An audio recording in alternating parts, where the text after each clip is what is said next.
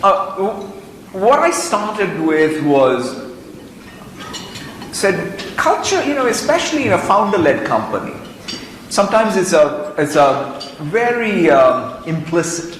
It's there, but it's not a first-class thing. I wanted to make culture a first-class thing that we could even have conversations about inside the company. So that means I needed a meme.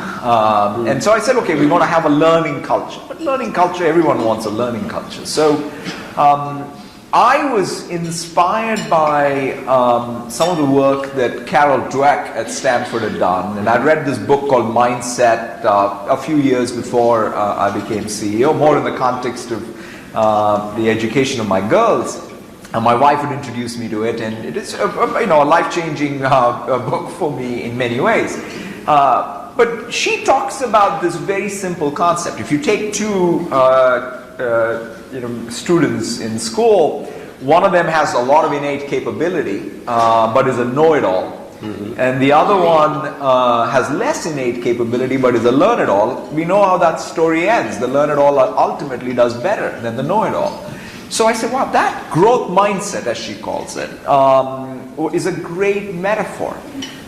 It applies to me as CEO. It applies to a company at large like Microsoft. And I said, well, let's in fact use that as a meme, because I didn't want to fall for this fallacy of culture as attribute A, B, and C being replaced by X, Y, and Z as a one-time transformation. Instead of that, we needed something where we were, in some sense, confronting our fixed mindset every day.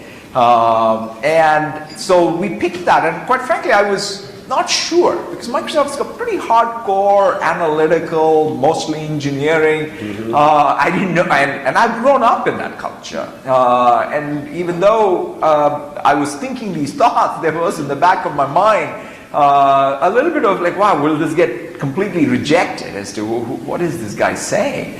But interestingly enough, at least 4 years into this journey, I'll say two things. One is, I don't think most people view it as, say, my dogma. Because if it was sort of one more next CEO's dogma, it would get rejected. Because it'll be a poster in a conference room that nobody would care about.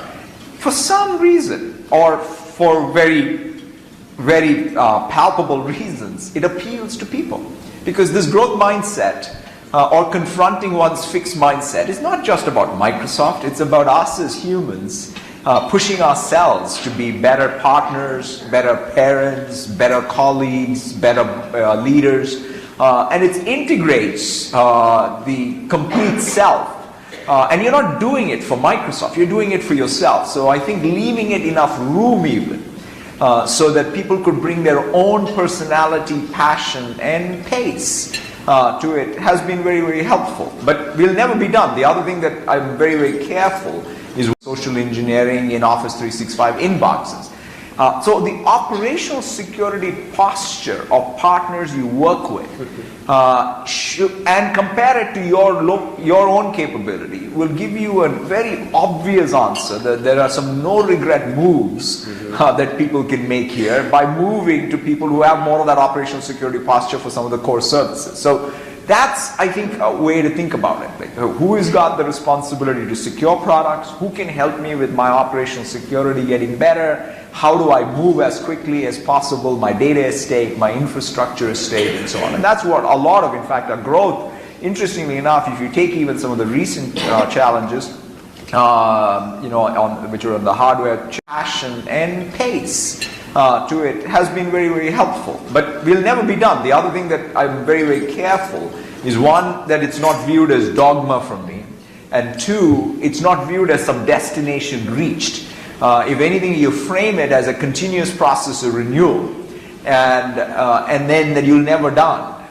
In fact, sometimes some folks will come to me and say, Satya, we found the 4 people at Microsoft who don't have a growth mindset. And I say, well, report to me. That's right. And I say, well, that's not the pursuit. I mean, the entire idea is me being